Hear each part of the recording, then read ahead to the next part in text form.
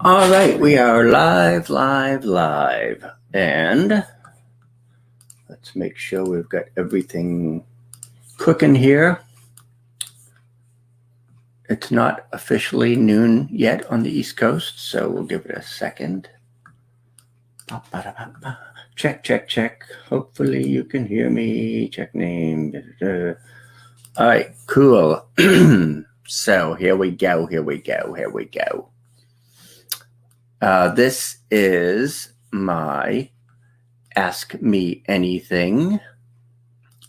However, I also have slides and some info to share if there are no questions, and we're recording this so you guys can watch it after the fact if you like, because the info is still relevant even though it's not live. So this is Lou. This is what I think will be weekly Ask Me Anything. I'm going to go to the comments to make sure I can actually see questions coming in, and take this away, and that's about it. All right, cool. So we are good to go. I will answer questions as I see them and as they come along. But in the meantime, what I really wanted to do was really focus more on some of the stuff in this presentation and give you just like a peek at what we do with our one-on-one clients. A sneak peek. So basically, where should we start here? As I look through my slides, I think I want to talk first about a statistic that I thought was interesting. So let me just go over the comments here. Hey, Tony Mariah Cruz is here. That's a good question. I'm going to put that up on screen for a second. So Tony Mariah Cruz is asking, I was watching your Capwing piece this morning. I was wondering, how important is it to resize a YouTube video for Facebook? Honestly, it's not that important because the Facebook and YouTube are going to basically show the video the way that they show it on their screen.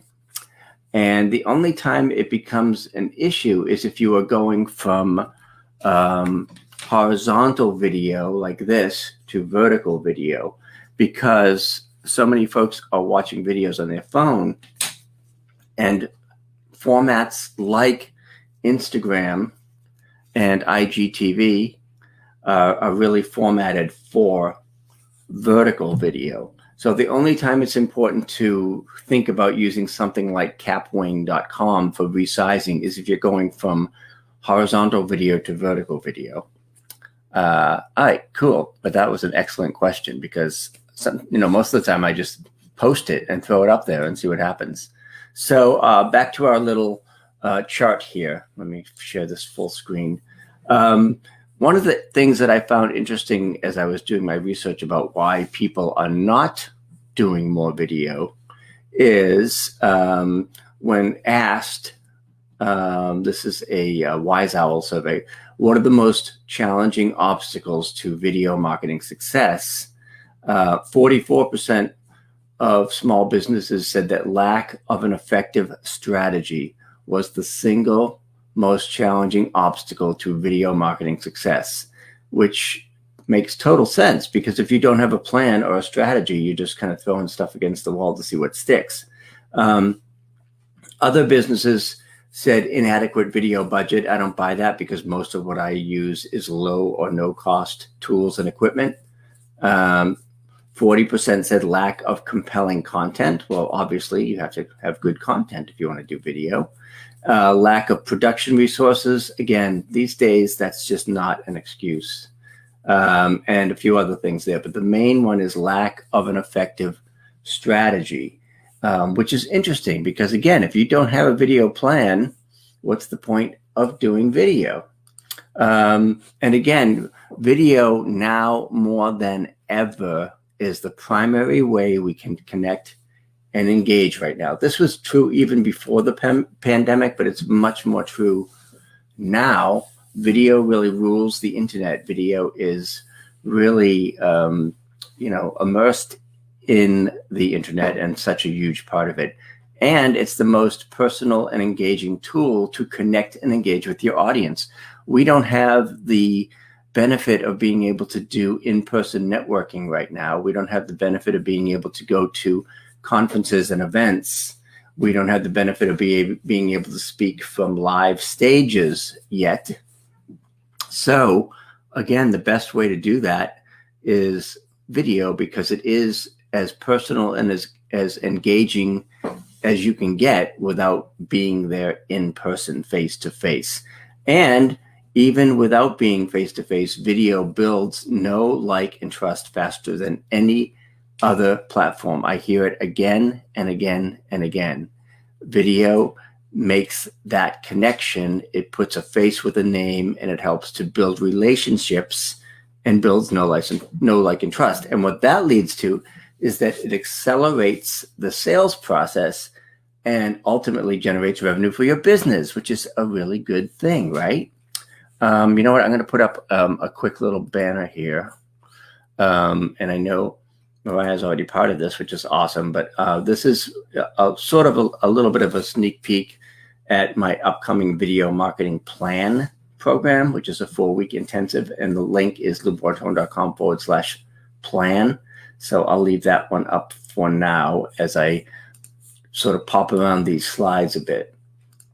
So again, this is all this module 1, module 4, all that stuff is part of the video marketing plan course that we're going to be starting on March 11th. So don't pay any attention to those dates. Those are the old dates.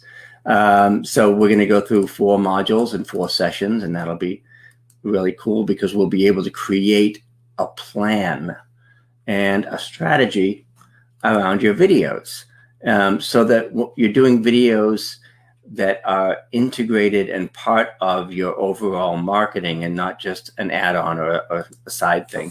And a lot of times you'll hear me talk about quick versus keeper videos. And this is really important distinction, because we can do quick videos anytime. You can do quick tips that you record with your phone.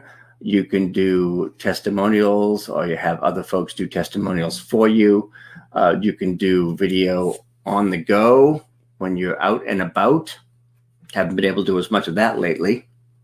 You can do Facebook Lives like this, or webinars. And this is almost like a combination of a Facebook Live and a webinar, because I'm showing slides and sharing my screen. Keeper videos, on the other hand, are videos that are going to have more shelf life. They're going to be more important to your brand. They're going to be evergreen, or at least more evergreen than quick videos. And those are videos like your homepage welcome video, product demos or explainer videos, sales page videos. If you're a speaker, if you have a speaker reel, those are keepers, or what I call keepers, and are more important branding videos. So it's important to know the difference. You know, quick videos just kind of go with the flow. Facebook Live, Zoom, quick tip series, Loom videos, which I use constantly, versus keeper videos, which are, homepage video, which is kind of your first impression. So you want that to look really good. An about me or about us video, a YouTube channel trailer. For some clients, I do a why video, because a lot of folks want to connect with not just who you are, but why you do what you do. And opt-in videos as well. So those are a couple. A few of the other things to think about here, and I'm going to check for questions in a moment. Here, let me go back to comments. Oh, there we go. And when you are creating a video marketing strategy, it's really a matter of knowing the process. And I usually go through a 6-step process, which starts with your video goal. What do you want this particular video to accomplish? Your video message, which is obviously what do you want to communicate, and what is the call to action for that particular video. What's the best style or platform? Like I said, keeper videos or quick videos. Do you want to do an on-camera video? Do you want to do an off-camera video? Do you want to do a hybrid where, like, I can be, hey, I'm on camera. Hey, now I'm sharing my screen. Hey, now I'm off camera and sharing my screen. So that's one of the beauties of StreamYard, is you can toggle back and forth. But your video style is going to be really important, whether you're doing a live video, an animated video, a pre-recorded video on Zoom. And then finally, to Mariah's point, the actual producing and editing the video, which is the actual creation and recording of the video, including any post-production if necessary. So Tony Mariah Cruz is asking, do I recommend anything other than iMovie for quicker minor edits or for non-pros? It really depends on the equipment you have. So if you're on a Mac, you have iMovie, which is great and usually more than enough for most editing. So if you're on a Mac, you can use iMovie. I use Final Cut Pro because I'm on a Mac and I've been doing it for 20-ish years. If you're on a PC, there are other programs like iMovie, like Adobe Premiere and others that you can use for editing. Or you can use online tools like WeVideo, W-E Video, or Magisto, M-A-G-I-S-T-O. You can even edit now on your phone with Spark Video, which is another tool that I downloaded recently that I've been experimenting with. So there are a lot of ways to come at it. Even Capwing, which we mentioned earlier, KAPWING.com, has some good editing tools. So you can check that out as well. If for just minor, quick little edits, that can do the trick. So thank you for the question. Excellent question. Let me go back to my little banners here. So that's the production and editing, which can really be a stumbling block for a lot of people. The fifth step is really, where is that video going to live? Where is it going to be hosted? And you can host your video or store it on YouTube or Vimeo or Amazon S3, or even a third-party platform like Wistia or Vidyard or some third-party hosting platform. YouTube is the simplest just because it's so big and you can put so much video there, but there are certainly other ways to do it. But you have to realize, obviously, where's that video going to live so that people can see it and find it. And lastly, but also very important, is the actual distribution. You have to get the video out there for maximum visibility, including repurposing your video across as many social platforms as is appropriate. So once you've got your video done and hosted, you have to figure out, okay, am I going to post this on Facebook or YouTube or LinkedIn or all of the above? And again, the more the merrier. So the more you can get your video out there and give people a chance to see it, the better off you're going to be, because obviously you want people to see your videos. And I often talk about videos, and again, this is something that we'll go much deeper to in the video marketing plan program, but I often talk about this almost in three phases. One is video branding. These are your core foundational videos that set the tone for your brand. And next is your video accelerators, which are the key videos that will increase your visibility and credibility. And finally, what I like to call your video engine, which are more like ongoing, regular videos that keep you top of mind with your clients, colleagues, and prospects. So, I mean, just in this little chart of all these fun videos that you can create, and don't feel like you have to create all of them right away, I work with my clients and I go through these stages: the foundation branding stage, the visibility credibility stage, and the content stage. And we start to create these videos one by one so that you've got all of your key videos out there working for you. And that's a beautiful thing, because the videos are out there spreading your messages, so you don't have to. And again, you can do this any way you want. But again, there's usually an order, and like, okay, well, let's make sure we have our foundational videos, like our homepage video and our about page video, our YouTube channel trailer, which is sort of like your homepage video, but for YouTube. And then you can move on to other things that's going to really build your credibility and visibility, like video tips or video frequently asked questions, things like that. So it can be intimidating, but it really doesn't have to be when you chunk it down and do it step by step. And that's what we tend to do. Oh, thank you. That's what we do when we go through the video marketing plan course. We'll go through all of this stuff and make it clear and simple so that it's not like, holy crap, I have to do all these videos. And you don't have to do all these videos. You get to pick and choose what works for your business and for your strategy. But the point is, we're not just doing videos willy-nilly or doing them for the sake of doing them. We're actually planning things out almost in a video editorial calendar and figuring out what videos you need to do when to reach your goals. So we reverse engineer that. This one's like just a rough example. Like if you're doing a traditional launch, you might do Facebook Lives, you might do recorded videos, you might do content videos. But again, everything's planned out so that you're not just throwing spaghetti against the wall and seeing if it sticks. So that's just a piece of what we're going to be doing in that video marketing plan course. We go a lot deeper than that, obviously, and we get into all kinds of fun stuff. Some of the stats again. Is video an important part of your marketing strategy? Well, obviously, every year it's gone up, and now 92% of small businesses say that video is an important part of their marketing strategy.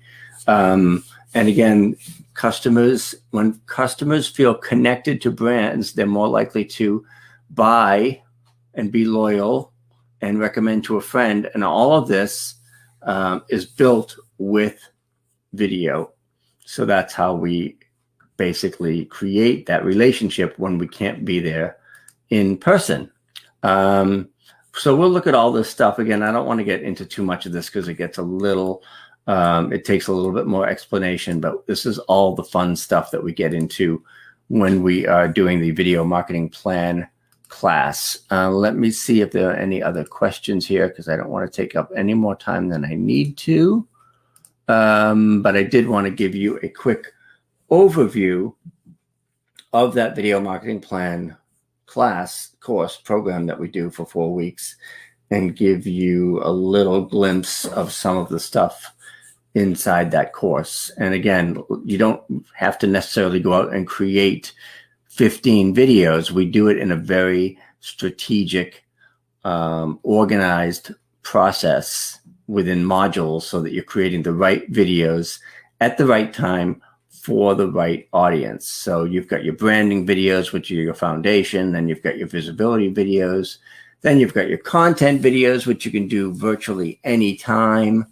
And finally, your promotion and sales videos at the top of the little pyramid here. And it's really important to try to get those videos out and repurpose them to what I call the big four social networks. Again, there are others, but for most businesses, the big four are going to be YouTube, LinkedIn, Facebook, and Instagram. If you're trying to reach a younger audience, then you can start to talk about TikTok and things like that. But again, for most businesses and most business-to-business videos, YouTube, Facebook, LinkedIn, and YouTube and Instagram, are going to be the big four. Now, yes, I know you can put videos on Pinterest, and I know you can do TikTok, and there's a new, video du jour platform almost every week. But again, typically we come back to the big 3 or 4 here, and you're going to get, 80 to 90% of your audience if you're posting on those platforms. All right. I hope this has been helpful, this brief tease or overview of the video marketing plan program that we're starting soon. Let me go back here. Just to reiterate again, since we can't do as much in person as we used to, we need to rely on video to make those connections and to engage our audiences. We're not doing networking events. We're not at conferences. We're not doing live panel discussions. We really need to rely on video as the primary way to connect and engage. And it really does build know, like, and trust faster than any other platform, which means you can accelerate your sales process and generate more revenue for your business, which is pretty much the bottom line, right? We want to stay in business. And in order to do that, we've got to be out there and connecting and engaging. Here's another great question. Would you say there are distinct advantages and disadvantages to using videos where you do appear prominently versus those that are primarily slide presentations? What a great question. That is really a good question. And I think it comes down to basically what Mariah is saying is, do you need to be on camera or not? Well, I can do both. With StreamYard, you sort of do have that advantage of being able to toggle back and forth between live and video. But to better answer your question, on-camera videos where you want to be seen are those videos like your homepage video on your website. People want to know that there's a live living person behind the website or behind the brand. So especially for homepage videos, about me videos, obviously, your why video, your YouTube channel trailer, anything where you really need to make that connection, you want to be on camera. Slides I use more in webinars and promos and things like that, where maybe it's not quite as important for me to be on camera, but it's really important that you see that information.